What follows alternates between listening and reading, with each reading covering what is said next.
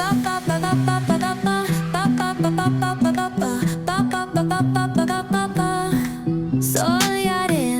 everyone, member of my channel da taram nautri adu myam ngasigi video city whole video oyini ado aina lawrise amukta loi puna maki occasion puna makhai badi occasion ni natiko koi pa ga gi date chapagi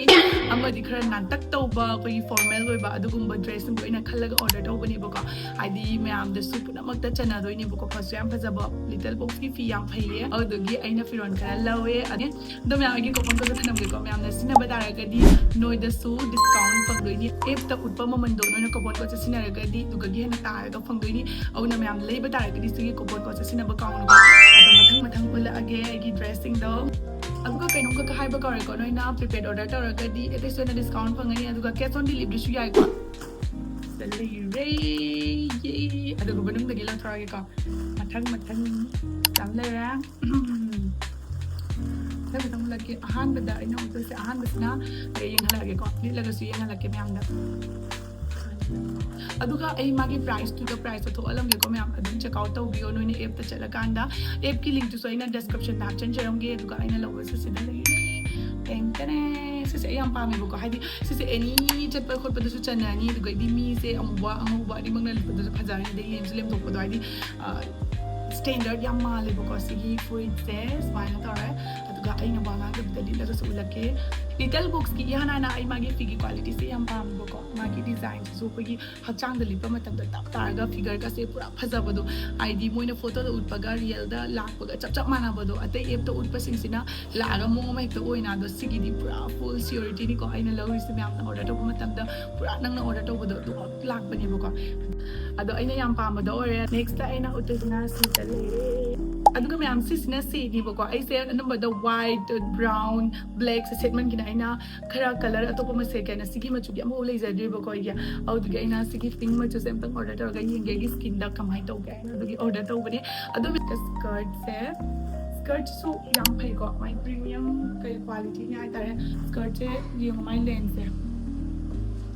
ai gi height se 5.5 ni ado ai ngonda wang gi chang du myam no guess to ro ko ina sila kan da sila my skirt se quality se phai ko hadi yam thina transparent oi badu oi de khitang budi oi ko machu se light oi be ba mala aduga ai di u ba ga pang sa bana lore nga ai li la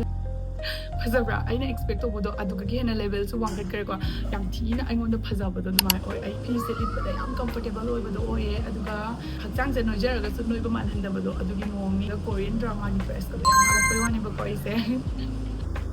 aduga next ta aina udli se akoi sai gi favorite oi de ina leiba me amarak si ko asi se furi doina dum jeans matak ta set pasu yare de skirt matak ta set pasu yam leb jabani khoi set ta ju pang bani ba ko ado set ki am tang e duna ina tongana lobani tongan basina di eni nang set ngong na sana dum semjen jara set pasu yare ne ko aina siga skirt ka sem bani ado mo khwang gi tar pagi shape si am phaje ba duga magi finishing amodi fi quality se kupha mo bra khoi ak chang da figure ta pi do adu do oi ba ko sela kanda di kama han yam lim thok chapdo admaina oye ayi na di yam pam gre magi khudangi lens su adagi magi phandrok pagi style je asigani ko ai khwai dagi hina pam ba hili se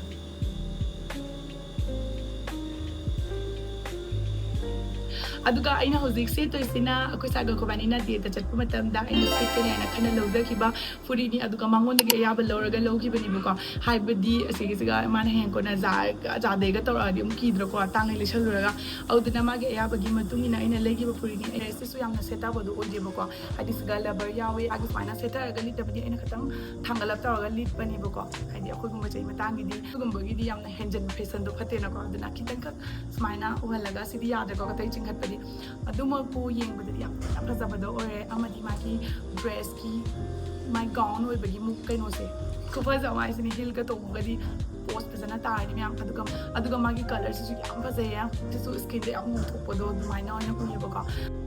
next aina uto isina sidele resi sina aina ngarang mi bu ni bu ko du gi ti am la ga pham phajaba do oi aduga me lining su yaw ba ko adu ma thaki layer su yam tha ba du oi ba ko pi se lum su la ge sa de ing law ba do mai na oi adu ku pha ma manung de layer su me tha la ge adu ko gi ama le da na ko pi manung de lining tha ba do mana gan ba ko pa kai gum ba pi manung de lining tha ba do ko na maning de gi u ba ko pa ma de le da na athi ba do am ta le de pha na finishing se ku pha ma